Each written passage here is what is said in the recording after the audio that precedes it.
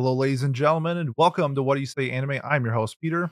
On today's episode, I will be doing a solo episode, kind of doing like a mid-season thoughts on this that's currently airing the spring 2024 season, and giving my thoughts and recommendations on shows that if you're looking to pick something up or maybe drop something and want to hear my thoughts on it, I will be doing so.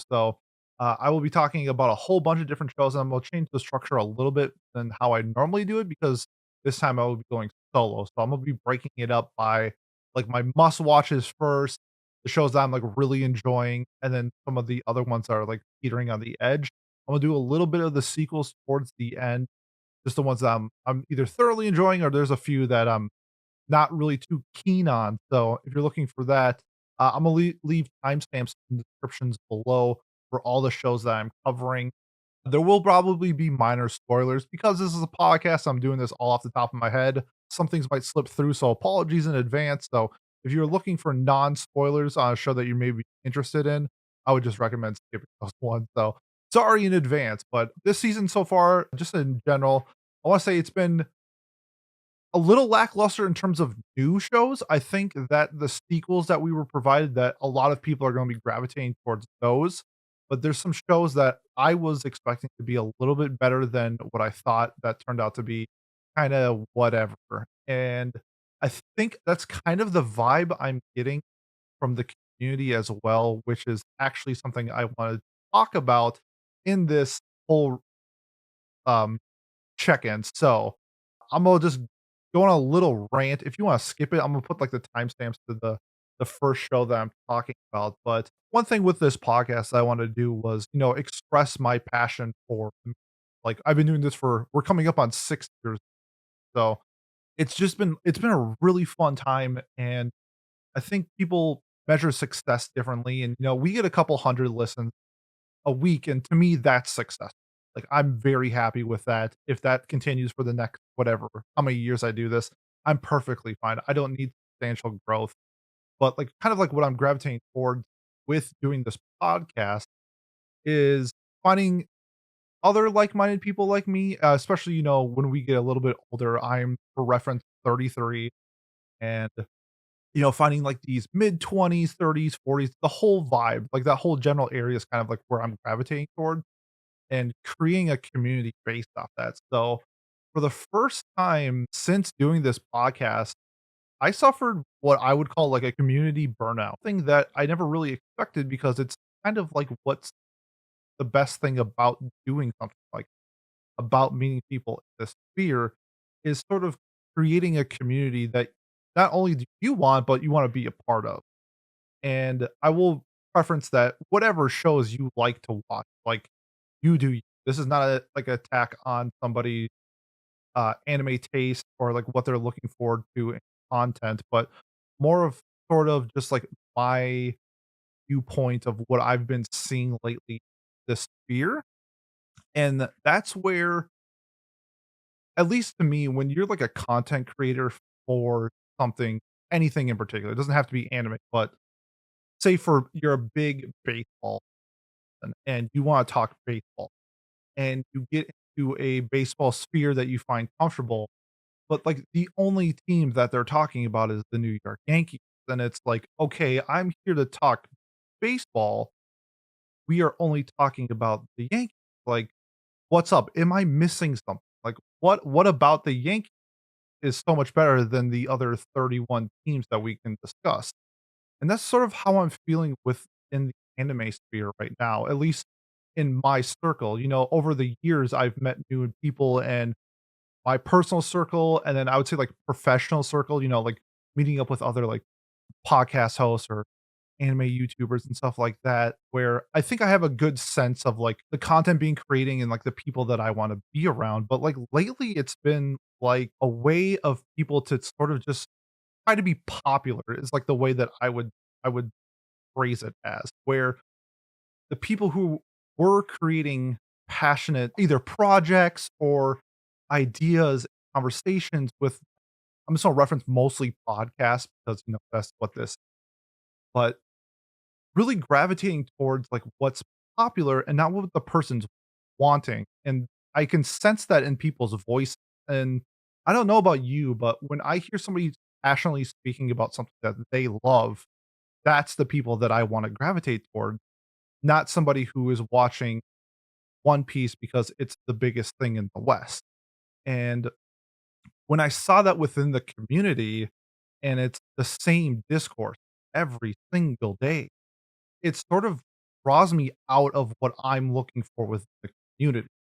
And I kinda just wanna do this little rant because I kind of felt where, like, I didn't wanna get on Twitter. I didn't wanna get on Discord. I didn't wanna, like, talk to my friends because this is all I'm seeing and this is all people are talking about. And I think that's fine if, like, that is what you are truly into. Like, not to take away, like, I get that, like, Bleach is not the show.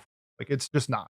And it never will, and that's perfectly fine. I have no issues with that. But, when you talk about Bleach last year and then the week after, the week after, and the week after, and the week after, it's like I feel like people are just, like, missing out on what the Sphere has to offer. And that's kind of like what's burning me out, where I want to interject my thoughts into this, being like, "Hey, you don't need to go on, like, High Dive and watch Princess Tutu if all you watch is, like, Shonen Jump properties." That's not what I'm saying. But in terms of, like, I guess it's just like when you are in this sphere and you're looking for a connection, a community, something to share a passion with, when that same discourse is just happening all the time, it really takes away from what I personally am enjoying in this line of, like, my hobby. Like, this is for fun, and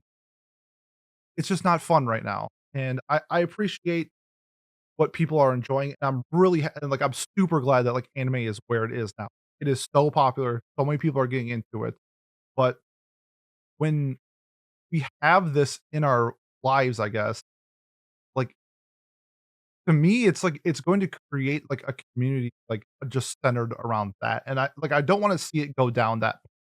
It's kinda like what I'm thinking, where any hobby that you're, like, really passionate about, it doesn't have to be anime, where it's so focalized on the 1% of what's out there just gets draining, especially when you are passionate about that. So, I don't wanna, like, come off as, like, an elitist because that's not, like, what it is. It's more of just, like, I wonder if somebody else out there is also feeling like that discourse, like, they see that and it pushes them away. And it doesn't have to, it could be the vice versa, where you are a fan of these Shonen Jump properties. I'm just gonna use Shonen Jump as a it's not a take, but, like, it's not like I'm attacking them, but, it is the most popular thing out there. But, like, what if you are somebody who is, like, has a real connection to the shows, and then all people are talking about are, like, these avant-garde style of shows, and it's like, it's not clicking with. I feel like it's, like, the same way.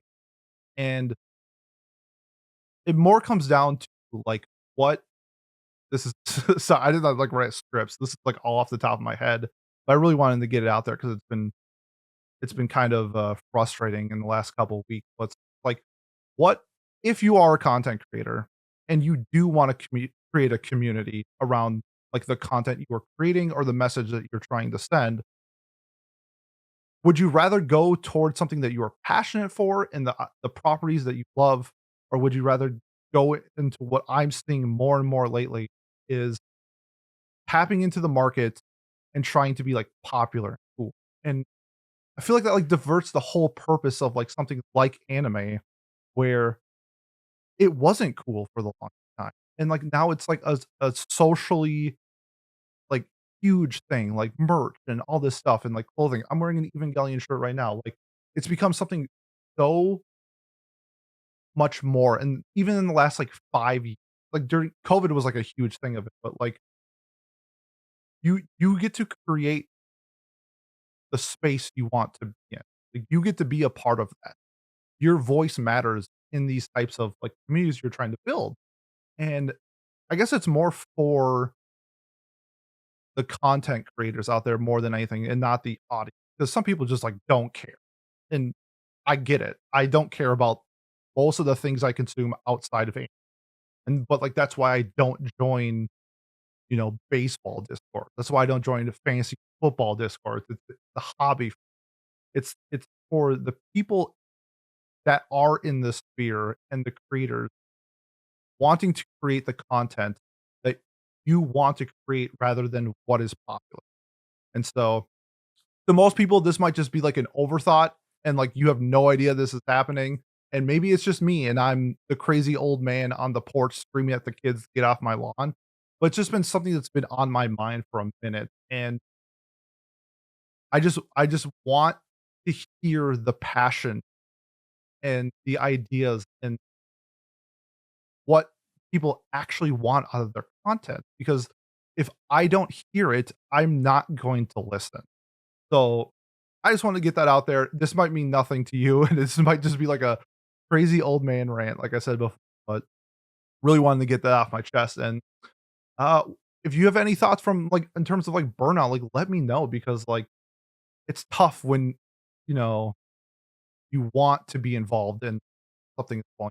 So, thank you for listening to my rant, and let's dive into the actual show. So, the first show, I have 3 shows in my must watch, and these are all based off my personal thoughts. Like the Mal rating, irrelevant. The Annie List rating, irrelevant. These are the shows that I'm finding to be what I'm looking for in my like it is that good of stuff. The first one up is Jellyfish Can't Swim at Night. If you know me, the reason why I started this podcast was a show called A Place Further Than the Universe, which on the surface it looks just like cute girls going on an adventure. In that case, they go to Antarctica, but it has so much more properties in it, and I really gravitated towards the message that I was trying to send.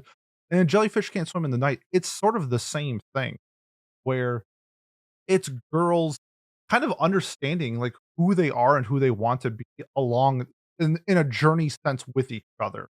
So the main girl, Kozuki, I think her name is an artist, and she had an experience when she was younger creating a mural of a jellyfish where her friends thought it was dumb. And because she had that interaction, it sort of pushed away her passion from art because if people aren't liking your art, why are you doing art? And that's kind of like the mindset that she had. And I think that's a very interesting message to send when you're young because, like, for sure, I think we can all relate when we were younger, where if we like something and somebody found it was dumb or stupid and it wasn't popular, there's a lot of times like we didn't do it. I think anime is like a perfect experience where people were closet anime fans because they didn't want to admit to people that they watch this stuff. And it was the same thing. This is hilarious, but this is when I was growing up. Being a gamer was like you were a loser, like straight up. Like if I played, I guess it kind of got a little more popular when like Halo came out and kind of to date myself. But like if you were sitting at home on like a Friday night playing like Zelda, you were a loser. And even if you were just playing it for like an hour, it was crazy kind of like the mindset that you get put in when you're at that age, and that, like, that's what it represented with her art. And then later on in this experience, with Kano, the lead singer of Jelly, we kinda, like, see this branch out more into accepting who you are, and not necessarily wearing it on your sleeve, someone like me, where I literally wear my passion on my sleeve. It's just more accepting of, like, this is what I want to do. Like, I don't care if my friends think my art is bad. Like, I love it. I have fun with it. And, like, that's the message that I love. And we're kinda getting introduced to some of the other side characters as well with their own like, kinda like with their own problems that they're dealing with we saw with the pink hair girl, Watase, and her being this extroverted, really fun personality, and that's who she is as a person, going into a new environment, and it's not clicking with those people. I really feel like it's like trying to be like an extrovert if you went to, like, Japan, where, like, you want to express yourself, but you can't because nobody's accepting who you are as a person. So then what do you do? In her case, and I think I would kinda do the same thing, kinda shut down a little, crawl into a hole, and you try to find something new. In her case, she's able to express herself through VTubing, which I think is a nice touch for, like, the modern day stuff, but that's still not who the person she wants to be. And with sort of these girls kind of coming out of their shells together, is kind of showcasing who they want to be as a so that's, like, the huge message that I'm trying to send with Jellyfish Cancel Night. You like those positive messages in a show, along with this, like, like, the girls together are just so much fun. Like, they're great. You can really feel the chemistry with them, and I think that's, like, a huge part when the show that teeters along the lines of, like, drama, but, like, also comedy, it's also music, it's also coming of age, stuff like that. So, it's an absolute must watch for me. This is trying to think if this is my favorite new show of the year so far. It's close. I gotta see how Dungeon Meshi ends, but I love Jellyfish Cant Night. This is an absolute must watch for me. If you're a fan of those styles of shows, I would highly recommend. Next show up that is in my absolute watch is Girls Band Cry, a show that I think is putting people off from starting it because of the CG, which is I kind of get, but I also think that it's actually a genius play by Toei to do it in this style for a couple reasons. One, I think that this show was created due to the popularity and success of Bocchi the Rock, but you don't want I've with how goofy this show is, I think if you did it in a similar style to Bocchi the Rock, it would just be like Bocchi the Rock light. This is, like, done in the art style and the CG animation of, like, D4DJ, where you can express yourself a little bit more with the CG that I think with this show's, like, comedy marks, there's not much comedy in it, but when they do the punchline, I think it lands perfectly because of the animation. It is a very visual style storytelling of comedy, and I appreciate that, but also similar to, like, Jellyfish Can't Swim in the Night, where you have girls sort of at crossroads in their life trying to figure out, like, what to do next. The main character, Nina, had to drop out of school, because of, like, bullying, and now she's kind of and dropped out, and then now she's in a, like, a crossroads of being in a band and finding I would say, like, finding, like, pretty good success as, like, a starter band, but also trying to progress forward in, like, her education. So, I feel like that's gonna be, like, a storyline down the line where she has to choose between doing music and picking school, which I think would be like a great way to identify Nina's character a lot. And then Momoko, who was a former band member in Diamond Dust, which is like a more popular. I think there's somewhere in like the mid-sized group where they had some success, and because of some like falling out within the band, she's no longer in that, and she's starting a new one and trying to lose that identity of being former guitarist of Diamond Dust and sort of bring her new with his band members. And I like that idea of like trying to not be you're still that person. Like the the past doesn't you're not the person from the past always. Like it guided you to who you were or where you are now, but, like, you don't have to be that person. You can learn from the experience that you had, and we see that with Momoko, and I'm a big fan of that. Subaru, who is her grandmother is a prolific actress, and she's kind of falling into her grandmother's footsteps because of, like, family pressure, and I think that's gonna be something similar to Nina, where she has to pick, where is she gonna continue with the band and sort of stop hiding who she is from her family and her friends, or is she going to quit the band? I mean, we know where it's going, but, like, I think, like, how that's set up and how that's going to be executed, I see it being handled really well, and we just got introduced to, Rupa and Tomo, the 2 new characters, so we're, like, halfway through, and I think how that emphasized those 2 getting into the band and changing the music was a great way to kinda showcase where this group is going to go. Episode 6 was fantastic, it really did bump up a lot for me. It's great. It's like lighthearted drama. The comedy's good. The music is oh my god, the music is so good. The OP is the best OP of the season.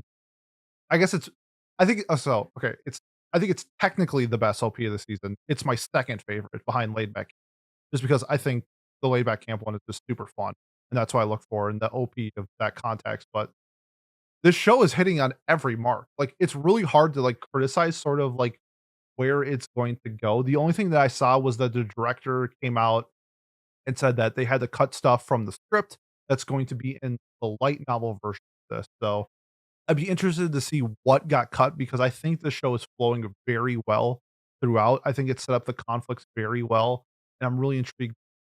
This is an absolute must watch for me. And my last must watch show of the season so far, for new shows at least, is Train to the End of the World. This is a show that I just am absolutely blown away every week by. The mystery of just going from town to town and it being a new setup every time of what they're going to encounter is incredible. Like, I never know what's going to happen. Whether it's the mushroom people, whether it's the toy soldiers from, like, the '90s, where it's, like, the miniatures, they're real people, but they got shrunk, so it looks like they're, like, toy soldiers coming into that town and trying to, like, find the doc. Like, we what's next? Like, what is the next stop going to encompass? It's everything I look for in these style of shows, but the best thing about the show, 100% hands down, is the dialogue. These these voice actresses are killing it, where you get set up in a way where they're portrayed as, like, childhood friends. They've known each other since they were and how they talk to each other emphasizes that so much, where, like, they are cutting off their friends. They know what their friends are going to say, and they're, answering it within a second. There's no pause. And, like, when you know somebody really well, like, I feel like you have conversations that flow like and it's immaculate, like, how they are handling the conversation, the dialogue between the friends, and then to contrast that, they don't necessarily do that when they are talking to somebody that's not in their core group, which I think is a very nice touch of, like, the delicacy that you have when you are setting up the dialogue, where there are pauses within your conversation with somebody who you don't know, because sometimes, you think about what you're going to say more, but when you're with your friends, you're more free flowing, you're more loose. You might say something that you would only say to them and not your mom type of. So I like that how they're handling that so well. It's honestly one of the best that I've seen in anime in a very long time. And I think it's one of those things where, like, nobody but me is going to notice, but I just adore it. So it's like the combination of these girls and their friendship trying to get to Ibibukuro, I think it's called, and find their friend, and then just continued with their antics of being like high school girls. Like, it's great. An absolute must watch for me, and they're killing it. So those are my 3 must watches. Like, if those resonate with you, I would say dive into those shows immediately. If you like what you heard from Jellyfish Can't Swim in the Night and you haven't seen A Place Further Than the Universe, do that first and then jump into Jellyfish. Next batch of shows I'm gonna be doing are these shows that I'm enjoying, but I wouldn't necessarily say they are go out there and must. First one up is Ranger Region, where I am a huge fan of what they are presenting in the show currently. I do think there are some pacing issues where I feel like it's been thrown off a little bit based off what's been cut from the manga, and my manga friends who have read it have confirmed with me, like, that is the case, that there are some chapters or some, like, batches of chapters that are being cut, and I kind of feel that. However, the show is super fun. I love where it's going. I'm a huge fan of The Boys, and Ranger Reject reminds me of a Super Sentai version of The Boys. And where it's going to go and what's it gonna do, how are the characters that they're interacting with, are they sometimes they feel like they're good and they might actually be bad, and sometimes they're bad and maybe they're actually good. I like the idea that, like, the Super Sentai people are presented in these light as the villains. But, like, what if, like, I think it'd be really cool to see find out, like, one of them is, like, doing it because, like, they have to. Like, they're not necessarily, like, a bad person, but, like, because of the social structure of being a hero and, like, they have to and kinda, like, going with the flow.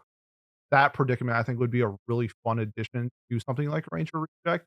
But the OP and ED of these are great. I'm having a very fun time watching it, and it's progressing. This is more it's more along the lines of, this is I definitely got this from my manga fan, where you gotta let it cook. There are some things that I've seen, some manga spoilers, where the story progresses somewhere where I didn't see it coming.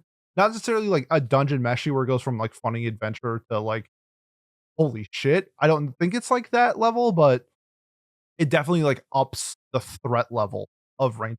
So I'm looking forward to seeing that more. This is more of, like, I'm enjoying it. It's in, like, that 8 7, 8 category for me, and I think it does have the opportunity to go higher than that. I just gotta so, Ranger Reject those. Next up is Kaiju #8, and sort of the reason why I have it in this bracket is because I've read 3 or 4 volumes of the manga, and some things that the anime they are doing better than the manga. I think the comedy is significantly handled better. The visual gags, I feel like in the anime are doing a much better job than what I saw in the manga. However, this is what I had the issues with the manga, where I thought it started off great, and then we sort of teeter toward where I can kind of guess where the story is going. And that's not necessarily a bad thing if I'm having fun with the characters and the action and stuff like that. But in terms of, at least in the manga, it sort of fell off. In the anime, I'm hoping to see maybe that get increased for me a little bit more just because I like this game a little bit better than manga. But so far, it's been like a really fun start, and I wanna give it its props. Animation has been really good. It's I will still say, though, the animation's good, the art style I don't like. They've never heard of shading before in this story, which I find a little odd that A1 Pictures, who is a very good studio, is kinda taking this approach where they're emphasizing the animation on the kaiju fights and not the characters themselves, which I think is a mistake because a lot of Kaiju #8, especially where we are now and where we're going, is going to be emphasized through character dialogue, character interaction. And seeing that in the flesh, I think would help a lot. Because if I'm looking at something for a long period of time, I want it to look good. That's why I watch anime. But it's another one where I couldn't say it's another one, but I do think that it might teeter a little bit from where it started. I think where it's not like Oshinoko levels where a lot of people loved episode 1 and then sort of teetered off a bit later. Um, I guess I have a better understanding of what I'm going to expect from what I see in Kaiju #8, and we'll just go from there. I also it's just so interesting that Crunchyroll used, like, all of their budget on Kaiju. This is such a heavily pushed down my throat property, which is fine, like, if they think it's gonna make money, then go for it, and it sells super well, and I just don't know if I remember a show like this outside of, I would say, like, Rising of the Shield Hero. Crunchyroll pushed that down my throat a lot. It's just interesting to see. I wonder if this is gonna be, like, a new way of promoting new properties for Crunchyroll. Like, they really, really emphasize their marketing budget on one property instead of the whole, which I think in terms of business is the correct play. I'm just not the target market for what I'm shooting for. So, Kaiju #8, same thing. This is in that 7 to 8 range. I don't think I would put it higher than an at this point, and I can't foresee it being higher than an 8 for me just based off what I know. Next up, it is technically a new show, but more of along a Brotherhood remake of Spice and Wolf.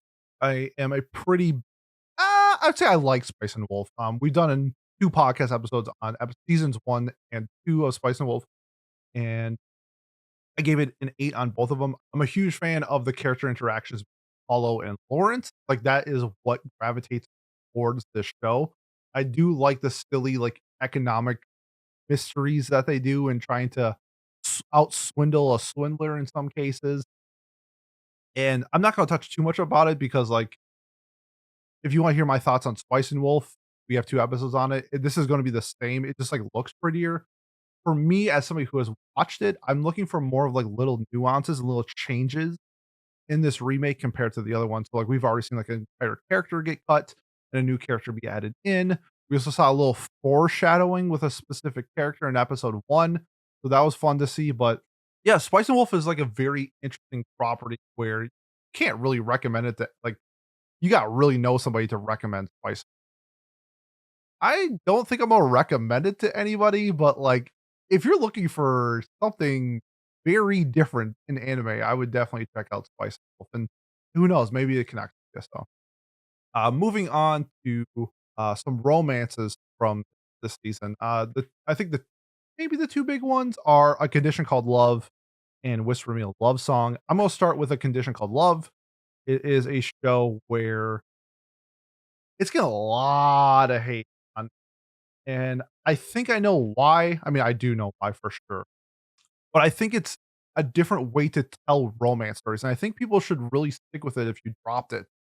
And it's kind of exploring the idea of, like, loving somebody when you are unfamiliar with your own personal feelings. And I think it's handled in a manner where it's loving and infuriating at the same time. I think that might be the point because love is frustrating. Love can be beautiful, but sometimes it can be irritating. It can be, I don't, a word for being angry.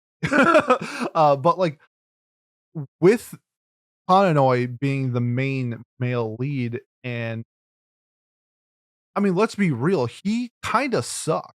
Like that is the point, and I think that can be hard for people to watch a show where you're watching a character on screen and you don't like them. It's really hard to get through, but, like, I think the point is that he's not always going to be that person, and that's kind of, like, why I'm so intrigued with a condition called love, because I'm trying to remember if there have been any shows that showcase a main character like that in a romantic sense where, you might have something like the Wolf Prince one where, like, I didn't resonate with that character, like, at all, and I dropped that show pretty quick. I think what A Condition Called Love does really well is sort of the contrast between Hananoi and, Hotaro, the main female, and sort of just them coming together and trying to understand relations together, where Hananoi is this super hot dude and, like, girls find him, like, physically attractive, and then when they actually get into sort of, like, a relationship with him, he's kind of like a pretty bad boyfriend or maybe sometimes overbearing and overprotective, and girls don't like that, and you know what? Guys don't like that either. Like, my personal dating style, I'm not a very overbearing boyfriend. I'm definitely more of a, "Yo, let's chill."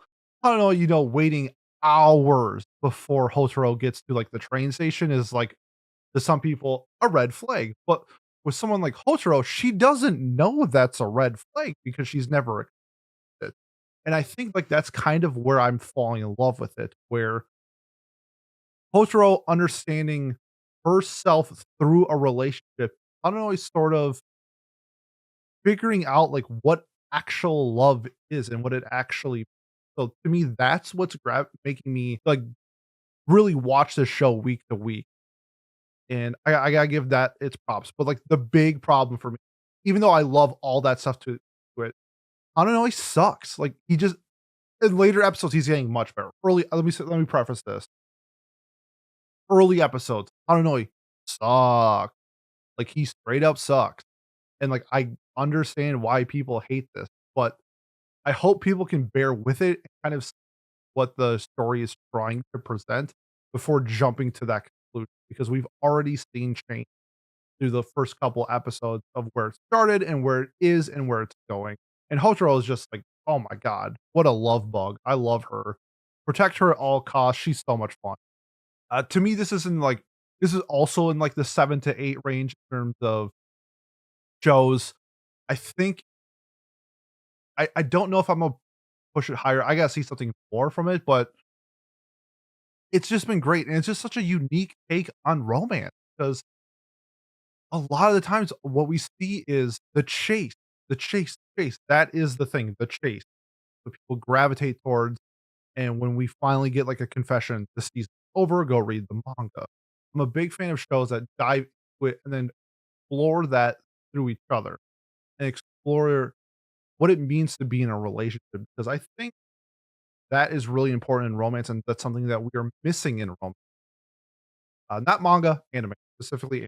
So, uh, I am a fan of A Condition Called Love, and, hmm, trying to think. What I would like more is I think the show is so centered on those 2, where the side characters that are introduced, I don't care about. I know that this is a little bit different of a show, but just follow with me for something like this, where something like Horimiya, where it does showcase the side characters a lot and their stories meshing with the main characters is something that I really liked about Horimiya. A Condition Called Love is just the 2, and when you're in, like, a high school setting I think it is important to establish side characters that mesh with the storyline of the main two. It's something that I really enjoyed about A Sign of Affection last season, and not just having them be accessory to the main character, where their stories, of meeting Yuki leading to that one girl getting a boyfriend. I forgot her name off the top of my head. Like that meshes and flows with the story. I haven't seen that yet. That's not saying that it's not going to happen. I haven't seen it yet. So if I see that, I will sing its praises on my review. But shout out to a condition called Love. But and then jumping over to Whisper Me a Love Song, something also similar where it's more Bloom into You category, where we have one character liking the other one a little bit more, and having those characters kind of figure it out together. So with uh Himari and Yori, in this case, Yori is physically attracted to Himari and wants to be her girlfriend. Himari is more along the lines of admires Yori and isn't sure if what she is feeling is romantic love. And that's also another, similar to a conditional love. It's two people sort of figuring it out together and trying to figure out like, is this romantic love? Is this platonic love? Is this admiration? Is this idolization? So that aspect of this show I think is really cool because that's another thing we don't get a lot in anime romances. The figuring it out together portion, because you can find somebody that just mesh with perfectly, whether it's the opposite sex, whether it's the same sex, and you know, kind of think like, do we want to take this next step? Like, for me, I've had girls where I was friends with them for years, never really thought of them as like a romantic partner. And then down the road, it's like, okay, people change. And then kind of like, do we want to go the next level? Like, is this something that like might ruin our friendship? And, like Himari has that dialogue in her head where it's like, I like Yori so much as a person. If I can't reciprocate this feeling to her, is this going to ruin where we are now? And like, she's so caught up in like loving where she is now, the risk of taking that next step, which they do show, I think, later. So, that's what I love about Whisper Me a Love Song. We have some showcases of the music in the story, but not as much as I thought we were going to get. We will see, but, like, I wasn't really, like, blown away by, like, the OP or ED. They're nice, but compared to something like Girls Band Cry, it's like night and day. But it's a good slow burn romance. And I like this, and it's not slow burn because of roadblock A got in the way, roadblock B, oh, the rival shows up type of thing. It's slow burn because they're figuring each other out, and that's beautiful. I love that. So, also in my 7 to 8 range, I'm having a good time with watching it. So, definitely for my romance fans, if I had to pick one of the 2 between A Kitchen Called Love and Whisper Me a Love Song, I would go with Whisper Me a Love. Next up is the grandma and grandpa one where they turn young. Love this show. Oh my god, I love this show so much. It's not quite in the must-watch category because I think specific for somebody like me who gravitates towards an adult cast.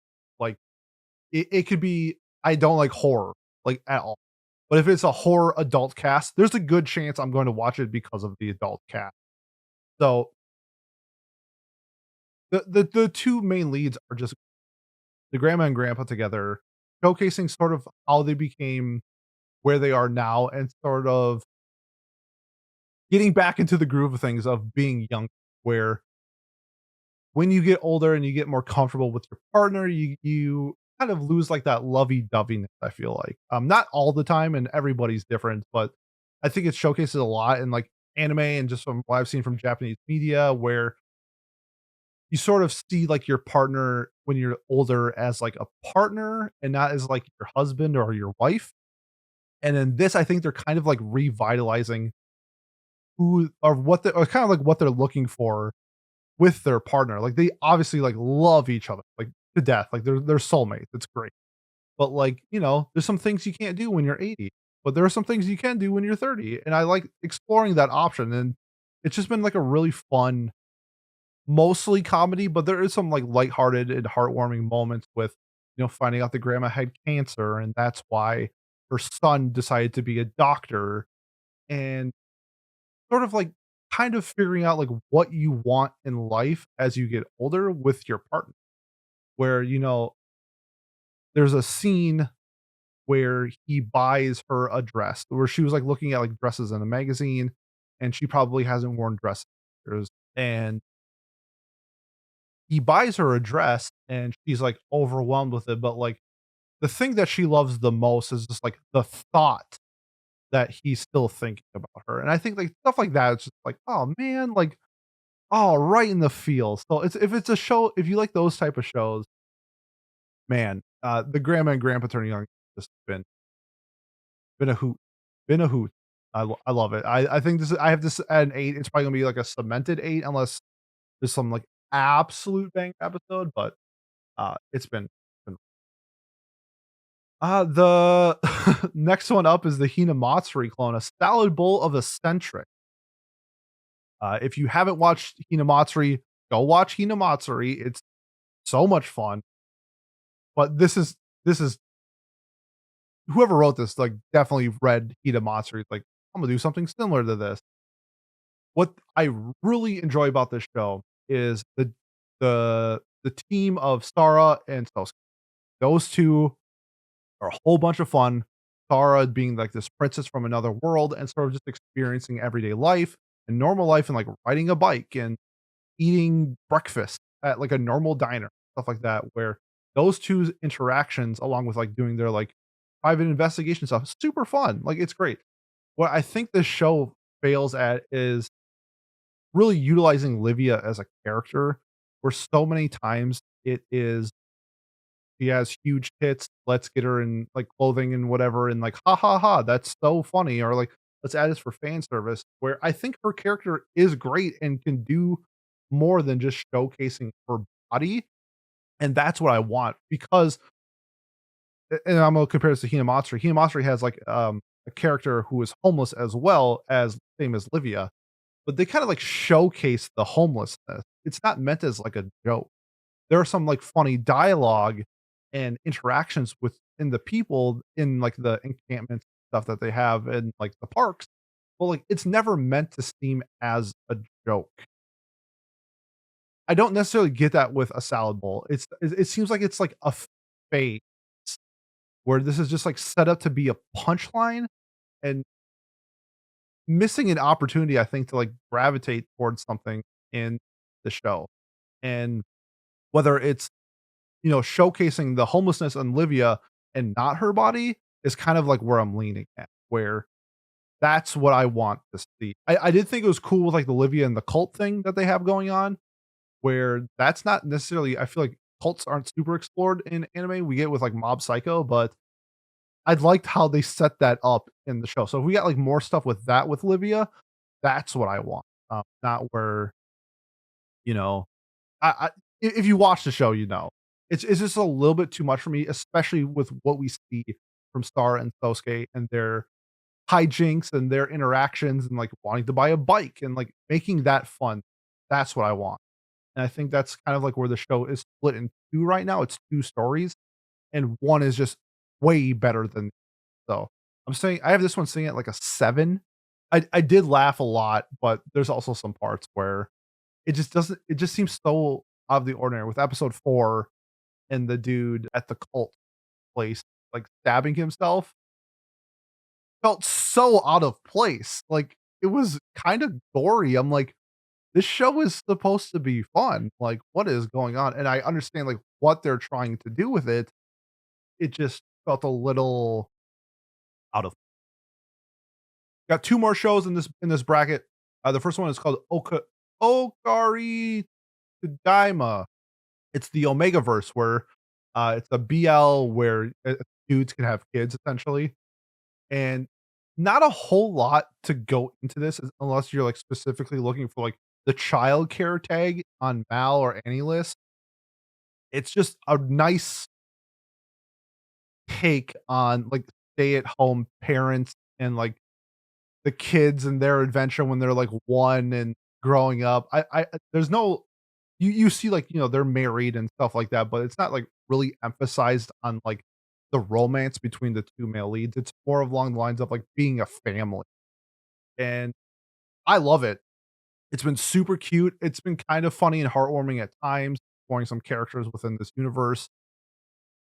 But this is like you need if this is like tied to you, go watch it. Like I wouldn't recommend this to a lot of people just because it's a very different style of show. If you like the family centric style of shows, I think you should look into this one. Or like I don't even want to say like BL. If you're a fan of BL, look into this because I don't think it's kind of like traditional BL. I'm not super versed into it, but like the BL that I've watched has emphasized the romance, and this is not really emphasized the romance. So, but it's super cute. It's super fun. I have it like an 8. I'm really enjoying it. This is definitely a Pete show. I guess I would like to hear other people's thoughts because I think I'm like one of like 3 people that I know that are watching the show. And then the last one in this bracket is Windbreaker, where I am having some issues with Windbreaker only being punch them in the face really hard, because when they do get punched in the face really hard, it looks awesome. Like the fight choreography in Windbreaker is incredible. Cloverworks is doing a great job at that aspect. It's more of where do we go from here? Like, is there something more than just punching somebody in the face? It shows where like Kengan Ashura and Baki that I don't watch because like it's just focused on combat. Like what else is going on? Like I would want to watch something more like um Hajime no Ippo or something like that, where there's more to it than just box. And like that's what I look forward to in like my I'm gonna put this in quotations combat style shows. Windbreaker is just a they're just beating each other up. It's right now it's just 2 rival factions, 2 different high schools. I'm just gonna call them gangs because they are gangs. 2 gangs just fighting each other. And when they do that, it's really good. They fight each other really well. It's very fun. I just wanna know where this is going and, like, what's the point? Also, where are the police? It kind of falls in my blue lock territory in terms of, like, logic, where I don't like blue lock because it's so focused on scoring. It's like, you have to play defense too, you know that, right?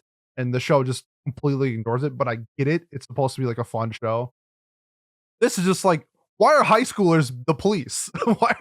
Why are all these high schoolers like trained martial arts and none of the adults are? It's kind of silly. Like, I don't get that. Like, that's me like way overthinking what Windbreaker is trying to, and I get that. And I get that, like, don't get me wrong, I completely understand my line of thinking is probably not gonna be the average Windbreaker watcher's, like, train of thought, but that's where my mind is going. I'm just like, the whole time, it's like, "God, somebody call the cops." Like, this is getting out of hand. Like, one dude just, like, beats a dude to a pulp. I'm like, "That dude needs an ambulance. He might be, like, seriously concussed." That's just overthinking it, but Windbreaker has been fun. I have it like a 7. I think it actually can be like if there's like a more to it in the plot, I could legit see this being like almost a 9. However, based off like its manga score, I don't think it's going to go that route. I think it's just gonna be a beat 'em up, which is cool. I'm here for the beat 'em up, and I'm gonna give it a 7 at the end of this. So that's Windbreaker. That ends that bracket. This one is on the shows that I'm teetering, where I'm really looking for something more to it, or I don't know if I'm necessarily dropping it, but like I had expectations going into this, and it's not hitting. The first one's Bartender. And the thing with Bartender is I think that this show would have worked so much better as a 12-minute short.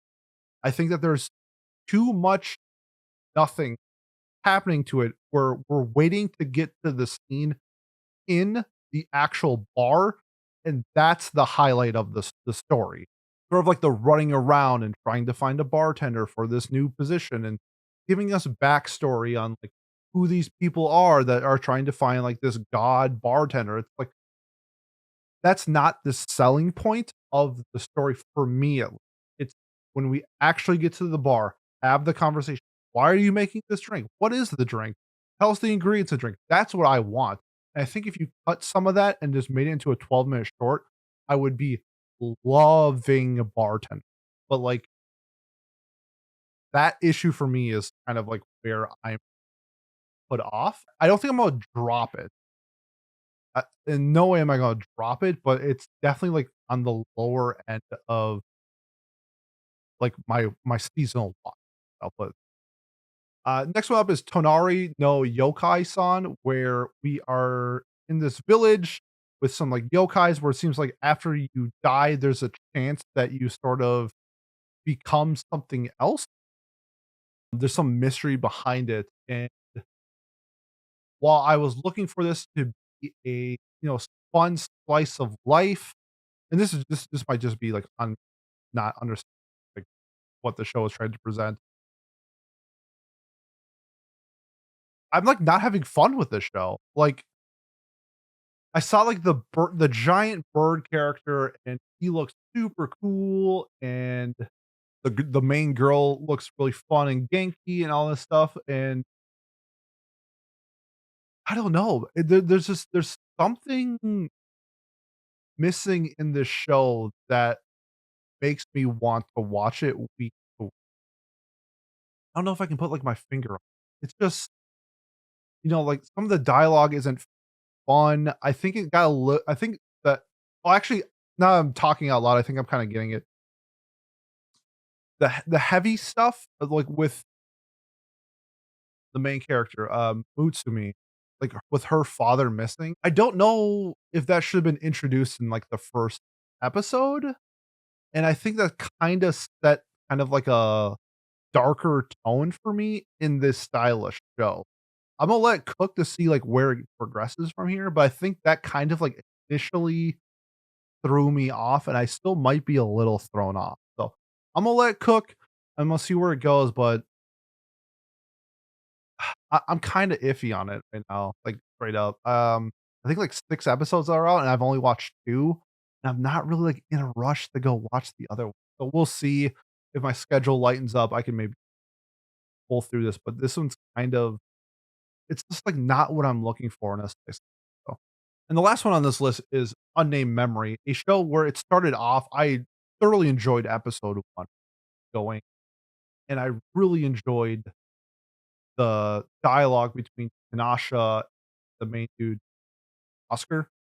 I like that, and you could tell that there's some stuff that's been cut. I think somebody mentioned in our Discord, like, 80 chapters got cut or something like that. I could be misquoting, like, but it definitely feels like something's missing where, like, the the connection between the 2 is, like, way too strong for how many episodes they got. Like, they are way too tight to be in this. I know that they're in a contract, like, like, that's established in episode 1. I get that part, but, like, it just feels like it's a forced chemistry rather than, like, a natural chemistry.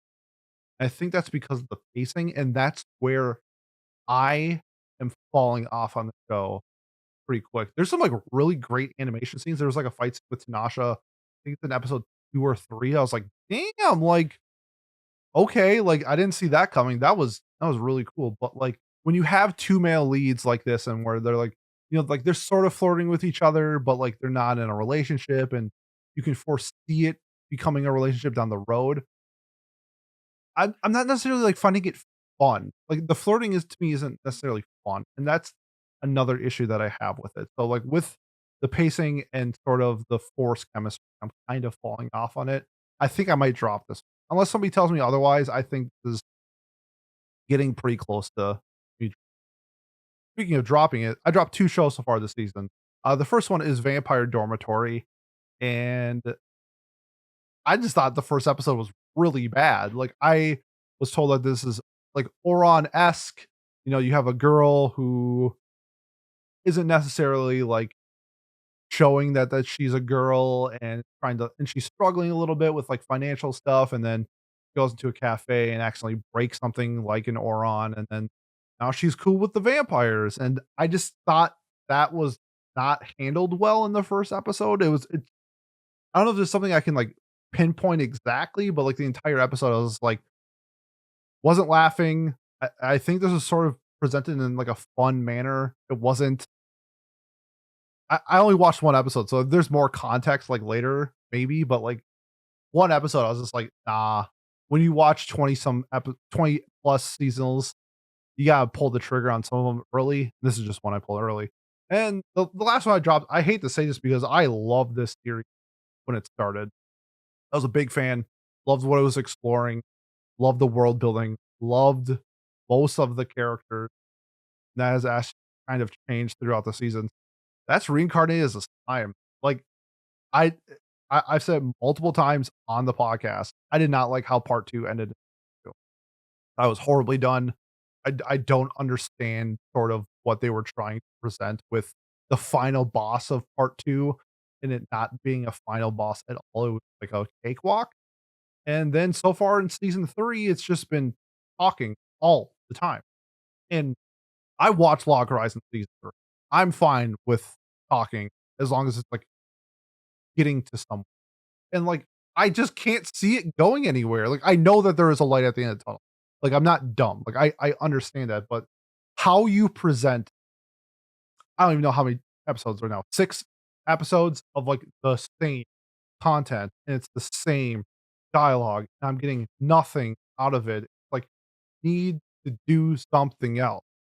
And so I think it's, like, a combination of me not liking the end of part 2 into this in season 3 is what's throwing me off. It's the same thing with Is It Wrong to Pick Up Girls in a Dungeon? It did the same thing where it's progressing to, I'm not on board with it, and I dropped. And same thing with Slime. I you want to enjoy the ride, and I'm just not. So I'm getting off. But it's like it sucks because, like, it's a show where the world building is, like, elite. I love world building. Slime does an incredible job at world building and character interaction, character development. I like that a lot. It's just how much can you take of something that you don't like in your content before you kinda have to just say, "You know what? This ain't gonna work, and this is where I'm cutting ties with Slime. I hope you find a loving partner in the future." God. So, those are the 2 shows I have actually dropped this season. Wanna give a nod to some sequels that I've been watching that I have been enjoying. Konosuba. I'm a huge Konosuba fan. It's my number 5 show of all time. One of my most rewatched of all time. I'm a child at heart. This is just fart jokes and adolescent humor, and that's what resonates. That's why I love Konosuba, and this has been so funny. It's been, you know, how are they gonna change the comedy of Konosuba is always a question because a lot of times it's set up in the same manner, but then, like, how the characters interact is different. That's kinda like what Konosuba does. And, like, with this, with, like, Kazuma sort of being like a big brother to a princess who has been sheltered, it's been great. Like, the punchlines are hitting. It's been super fun. I I I love it. It's one of the funniest animes I've ever seen, and we're only halfway. So, loving Konosuba. Laid Back Camp had some worries with the new studio, the new art style with the characters. And with a show like this, what I gravitate toward is the voice actresses, which are all the same, the background art, which stayed very well done, and then the music. And we're getting all of that, along with the food, I should say too, the food. We had a hamburger steak episode. If you know me, I love hamburger steak.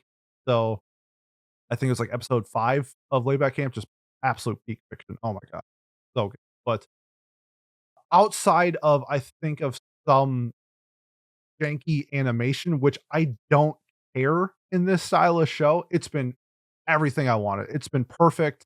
I love Laid Back Camp. I'm probably gonna rewatch this multiple times like I have with all the other ones, and it's just been a really good time. And last but not least, I think one of the bigger sequels that people were waiting for after we got done with the erectile dysfunction arc was Jobless Reincarnation. Yay! Everyone's favorite main character, Rudy, is back, marry one of his wives. And I just gotta say this, for as much as I hate Rudy, Sylphie is the GOAT. I love her. She is just everything about her. Does she have bad taste in men? Absolutely. But like she's such a great partner. I do like their dialogue between each other. Like, you know, I say this now laughing because I'm thinking about a different conversation that happens in it where Sophie's just very understanding of Rudy, and Rudy is very understanding of Sophie, and I think that's why they work together so much. But it's just like there is one thing where like Sophie's like, if I can't bear children, like it's fine if you have like a mistress, and Rudy's like, I will never do that. It's like, oh yeah, you never gonna do that? You never gonna do that, Rudy? No? Okay, we'll wait and see. So, it's still fuck Rudy season. I hate him. But like the introduction, I should say introduction, but with like now moving into like a less or more like family focused season, I would say, with like his sisters joining. I'm liking that content. It's so I hated the erectile it was it was really bad. Like I if you try to progress a character through erectile dysfunction, it's not it's funny because I say like I like adolescent humor. Like to me, that's like beyond adolescent. And if you're trying to portray that in like a serious manner, I think it just confirms that Rui's an old man and it's creepy sometimes. So I have this season at a 5. I'm gonna keep watching it because I'm a hater, but I think that this could probably get it's the same thing with like the ED arc last time where it's like that aspect of the arc was dumb. But as the season progressed, there were things that I did like about it. And I think that's gonna be the same here where I don't really like how it started in this season. But I think when it's progressing with what I'm seeing now, I think this might get bumped up to like a 6, 7 by the so, yeah, that's that. Let me know what you are watching. What's your must watch? What shows you are dropped, whether it's in our Discord or our YouTube comments. All that will be in the description below. I want to say thank you for joining me on my solo adventure. I do like 2 or 3 of these a year, so this was fun to just, you know, get a lot of it out. And if you listen to my early event, thank you for listening to that. I don't really know if that made any sense, but I need to get that off my chest. And I probably could like express it better if I like scripted it, but I don't like script. So if you made this far and you want to support me and the podcast, best way to do so is like, comment, subscribe, leave a review on whatever platform you're watching or listening to us on.